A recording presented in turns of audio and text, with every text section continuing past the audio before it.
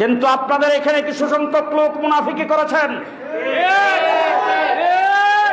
School সেন্টারে agent দিয়েছেন, আমার টাকা পয়সা আমার, দেশ আমার, লোক আমার, কিন্তু সেই লোকটা আসলে রাতের আধারে সেই হাঁস মার্কার লোক আমার স্কুল আমার নামে সেন্টার। ওই সমস্ত মুনাফিকি অনেকে করেছেন, প্রত্যেকের নামের লিস্ট আমার কাছে আছে। সো আমি যদি চাইতাম, ওখানে কিন্তু একটা বাজে ইনসিডেন্ট হয়ে যেতে পারতো, মুহূর্তের মধ্যে হয়ে যেত। আমি আমার নেতা কর্মীদেরকে ধন্যবাদ দেব, তারা সর্বোচ্চ শান্ত। 12টা 1 মিনিটে ফুল দেওয়ার কথা, ওয়ারেন্ট অফ প্রেসিডেন্ট অনুযায়ী আমি সবচেয়ে আগে ফুল দেব নির্বাচিত সংসদ সদস্য হিসেবে। কিন্তু আনফরচুনেটলি দেখা গেল বিএনপির কিছু লোক তারা সেখানে রীতিমতো হামলা চালায়, আমার নেতা কর্মীদের উপরে হামলা চালায়, আমাকে এক পাশে মানে ধাক্কা দিয়ে ফেলে দেওয়ার মতন অবস্থা তৈরি হয়। আমি এটুকুই বলবো যে দীর্ঘ 17 বছর পর বিএনপি রাষ্ট্র পরিচালনার দায়িত্বে এসছে। বিএনপি যদি তার নেতা কর্মীদেরকে লোকাল লেভেলে কন্ট্রোল না করে এখনই, এর পরিণতি ভয়াবহ রকম হবে। আসসালামু আলাইকুম প্রিয় দর্শক, ভিডিওর শুরুতে কিছু ভিডিওর অংশ বিশেষ দেখেছেন, দেখে বুঝতে পেরেছেন আজকের এই ভিডিওটা কতটা গুরুত্বপূর্ণ হতে যাচ্ছে। দর্শক, ভিডিওটি না টেনে সম্পূর্ণ দেখুন, আর আমাদের চ্যানেল নতুন হয়ে থাকলে চ্যানেলটি সাবস্ক্রাইব করে আমাদের সাথেই থাকবেন। দর্শক চলুন ভিডিওগুলো দেখে আসি। আজকে 21শে ফেব্রুয়ারি উপলক্ষে আমি যখন ফুল দিতে গেলাম, 12টা 1 মিনিটে ফুল দেওয়ার কথা, ওয়ারেন্ট অফ প্রেসিডেন্ট অনুযায়ী আমি সবচেয়ে আগে ফুল দেব নির্বাচিত সংসদ সদস্য হিসেবে। কিন্তু আনফরচুনেটলি দেখা গেল বিএনপির কিছু লোক তারা সেখানে রীতিমতো হামলা চালায়, আমার নেতা কর্মীদের উপরে হামলা চালায়, আমাকে এক পাশে মানে ধাক্কা দিয়ে ফেলে দেওয়ার মতন অবস্থা তৈরি হয়। আমি এটুকুই বলবো যে দীর্ঘ 17 বছর পর বিএনপি রাষ্ট্র পরিচালনার দায়িত্বে এসছে। বিএনপি যদি তার নেতা কর্মীদেরকে লোকাল লেভেলে কন্ট্রোল না করে এখনই, এর পরিণতি ভয়াবহ রকম হবে।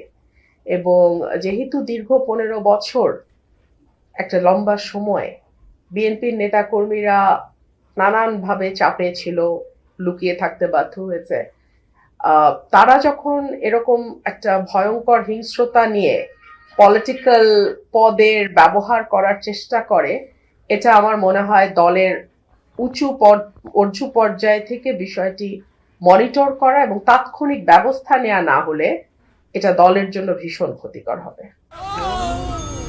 ডেন্টিস্টের পরামর্শ নাও নতুন কোলগেট অ্যাক্টিভ সল্ট। এবং সরকারের ভাবমূর্তিও ক্ষুণ্ণ হবে। সরকার মাত্রই এসছে, আমি আশা করব যে বিএনপি সরকার এবং দল হিসেবে এই ধরনের উচ্ছৃঙ্খল নেতা কর্মীদের ব্যাপারে তড়িৎ ব্যবস্থা নেবে। আমার একজন কর্মীকে কিভাবে মেরেছে আপনারা একটু পরেই দেখাবেন। পীযূষ দা আমাদের সাংবাদিক ভাই, ওনাকে রক্তাক্ত করে ফেলেছে। সো বিএনপি কে এখনই যদি নিজেদের কন্ট্রোল না করে বিএনপি, এর পরিণতি ভয়াবহ হবে, আমি এটুকুই বলবো। এটা একেবারে পূর্ব পরিকল্পিত হামলা এবং উপজেলার নেতারা, এবং সেখানে কিন্তু উপজেলার প্রেসিডেন্ট সেক্রেটারি ছিল না, আমরা কিন্তু উপজেলা প্রেসিডেন্ট সেক্রেটারিকে দেখি নাই। এখানে গুন্ডা প্রকৃতির একটা লোক, উনি এই হিসাবে এভাবে এলাকায় এভাবেই পরিচিত, সেই লোকের নেতৃত্বে কিছু উচ্ছৃঙ্খল ছেলে পেলে তারা গিয়ে হামলাটা চালায়।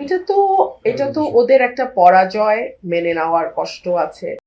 আমি এখান থেকে স্বতন্ত্র জিতে গেছি, ওনারা কোটি কোটি টাকার লেনদেন করেও পারেন নাই, ব্যালট স্টাফ করেছেন, ওনার ছেলে সেনাবাহিনীতে আছে, সেই পরিচয় ব্যবহার করে নানানভাবে চেষ্টা করেছেন, কাজ হয় নাই।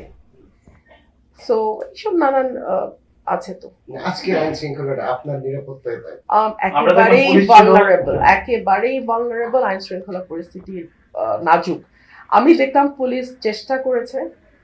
আর দেখুন, যখন সরকারি দলের নেতা কর্মীরা এরকম ভয়াবহভাবে তাণ্ডব চালায়, তখন আসলে 5-10 জন পুলিশ কিন্তু সেটা কন্ট্রোল করতে পারে না, চাইলেও পারবে না।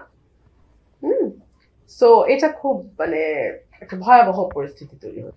আমি মামলা করে চেয়েছি, সার্টেনলি বিচার চাই। আরে বিচার চাই মানে বিচার করব, বিচার চাবো মানে মামলা করতে গেছে। আমি জানি না, এফআইআর দেখে আমি আমার সাথে আলাপ করে নিশ্চয়ই করবে। বিএনপির স্থানীয় লোকাল লিডাররা, সে মারবে? এই এই এই তাহলে এই সরকারের ক্যারেক্টার? প্রথমত এটা সত্য না, দ্বিতীয়ত যদি যাই তো উস্কানি তো ডেফিনেটলি, মানে এটা তো একটা দলবদ্ধ সংঘবদ্ধ আক্রমণ দেশীয় অস্ত্র শস্ত্র নিয়ে। এটা কিছু না, যেটা হয় যে অশিক্ষিত লিডারশিপ যারা স্থানীয় থাকে তার এক ধরনের পাঙ্গা লড়তে চায়, এটাই, আর কিছু না। এটা পুলিশ তদন্ত করুক, যদি প্রাণনাশের কোনো চেষ্টা হয়ে থাকে আমি আশা করব সেটা সঠিকভাবে তদন্ত করে সেটার বিচার হবে। আর যদি সরকার এখানে কোনো রকম হস্তক্ষেপ করার চেষ্টা করে, সরকারকে এটা পরিণতি ভোগ করতে হবে। সো আমি যদি চাইতাম, ওখানে কিন্তু একটা বাজে ইনসিডেন্ট হয়ে যেতে পারতো, মুহূর্তের মধ্যে হয়ে যেত। আমি আমার নেতাকর্মীদেরকে ধন্যবাদ দেব, তারা সর্বোচ্চ শান্ত থেকেছে। রুমিন ফারহানা, আপনার তরফ থেকে আইনি পদক্ষেপ তো নেওয়া হয়েছে, আপনি তো মামলা করেছেন, এরপরে আসলে প্রশাসনের পক্ষ থেকে কি ধরনের পদক্ষেপ নেওয়া হয়েছে? প্রশাসন ওদের আরেকটা কাউন্টার মামলা নিয়েছে, ওরাও আমার নেতাকর্মীদের বিরুদ্ধে পরে মামলা করেছে, একদিন পরে। এই ঘটনায় কারা জড়িত ছিলেন? ওখানে উপজেলা বিএনপির সাবেক সাধারণ সম্পাদক, বর্তমান যিনি তিনি নন, সাবেক সাধারণ সম্পাদক, এবং যিনি এখন ব্রাহ্মণবাড়িয়া জেলা বিএনপিতে আছেন, ওনার একক নেতৃত্বে উনি প্রায় 50-60 জনের একটা মানে গুন্ডা বাহিনী আমি বলবো, তারা একরকম দখল নেয় শহীদ মিনারের। 12টা বাজে 10 মিনিট আগে আমি ওখানে পৌঁছাই। এখানে দুই তরফের ফেইলিওর আছে, প্রশাসনের একটা বিরাট ফেইলিওর আছে, আর ওই ভদ্রলোকের আমি আসছি। প্রশাসনের যে ফেইলিয়ার, সেটা হচ্ছে প্রশাসনের যেটা দায়িত্ব ছিল যে এই জায়গাটায় যখন সংসদ সদস্য এসে ফুল দেবেন তিনি যাতে নিরাপদে নির্বিঘ্নে ফুল দিতে পারেন, সেজন্য জায়গাটা ক্লিয়ার রাখা, পরিষ্কার রাখা। সাধারণত ক্রাউড হয়ে যায় তো অনেক সময়, ক্রাউডটাকে ম্যানেজ করা, ক্রাউডের কোনো ম্যানেজমেন্ট ওখানে ছিল না।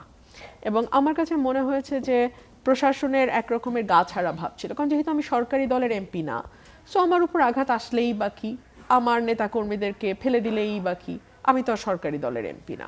সো প্রশাসনের এরকম এক ধরনের গা ছাড়া ভাব ছিল। যেহেতু এটি নবনির্বাচিত সরকার এবং এই সরকারটি যেই দল গঠন করেছে তার সেই দলের সঙ্গে আমি দীর্ঘদিন রাজনীতি করেছি, আমার অনুরোধ থাকবে যে 212 জনের বাইরে যেই বাকি 80-90 জন এমপি আছেন, 88 জন এমপি, তাদের প্রত্যেকের নিরাপত্তা এবং প্রত্যেকে যাতে এলাকায় নির্বিঘ্নে কাজ করতে পারে সেই ব্যাপারে এখনই সরকারের উচিত হবে স্পষ্ট নির্দেশনা প্রশাসনকে দিয়ে দেওয়া, যে এই প্রশাসন যেন আগের আমলের প্রশাসনের মতো এটা মনে না করে যে এমপি যদি সরকার দলীয় না হয় তাহলে সেই এমপির উপর যে কোনো হেনস্থা হতে পারে, আমাদের এখানে কোনো দায় দায়িত্ব নাই। এটা যাতে প্রশাসন মনে না করে সেজন্য এই সরকারের, নতুন সরকারের উচিত হবে স্পষ্ট একটি বার্তা দিয়ে দেওয়া, যেটি নতুন সরকার, নতুন রাজনীতি, নতুন স্বপ্ন, নতুন পথ চলা।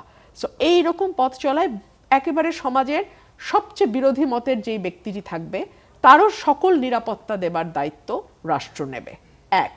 2 হচ্ছে ওখানে আমার প্রায় 500-600 কর্মী ছিল, আরও বেশি, আর ওদের ছিল 50-60 জনের মতো। সো আমি যদি চাইতাম, ওখানে কিন্তু একটা বাজে ইনসিডেন্ট হয়ে যেতে পারত, মুহূর্তের মধ্যে হয়ে যেত। আমি আমার নেতাকর্মীদেরকে ধন্যবাদ দেব, তারা সর্বোচ্চ শান্ত থেকেছে। আমার একজন কর্মীকে পিটিয়ে একেবারে মানে তাকে হাসপাতালে ভর্তি করতে হয়েছে, 2 দিন ছিল সে হাসপাতালে, খুবই খারাপভাবে তাকে বেধড়ক মারধর করা হয়েছে। সো পুলিশের চোখের সামনে কিন্তু এই ঘটনাগুলো হয়েছে। আমার প্রশ্ন হলো, পুলিশ অন স্পট কেন গ্রেফতার করলো না? হতে পারে পুলিশের মজ্জাগত একটা ধারণা আছে, দীর্ঘদিন পুলিশ একভাবে পরিচালিত হয়েছে যে সরকারি দলের কোনো নেতাকর্মী যত বড় অন্যায় করুক না কেন তাদের একটা ব্লাইন্ড আই সেখানে থাকবে, তারা চোখ বন্ধ করে দেখে না দেখার ভান করবে। কিন্তু এটা এই সরকারের কাছে তো আমাদের প্রত্যাশা অন্যরকম, তাই না?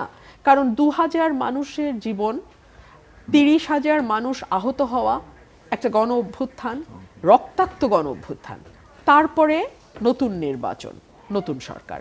সো আশা করব অতীতের যেই ভুল, অতীতের যেই রাজনৈতিক সংস্কৃতি, সেটার পুনরাবৃত্তি হবে না।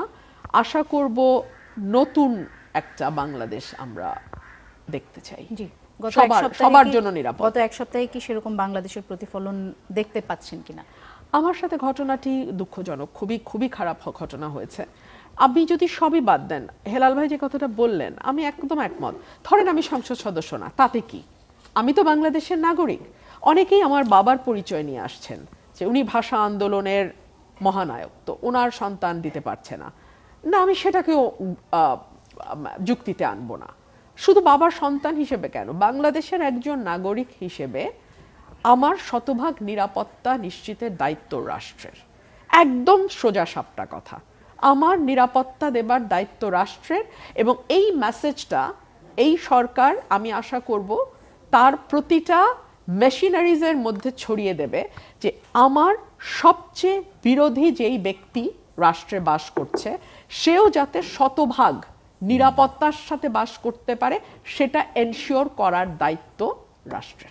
এবং এই মেসেজটা লাউড অ্যান্ড ক্লিয়ার এই সরকার দেবে, আমি আশা করি।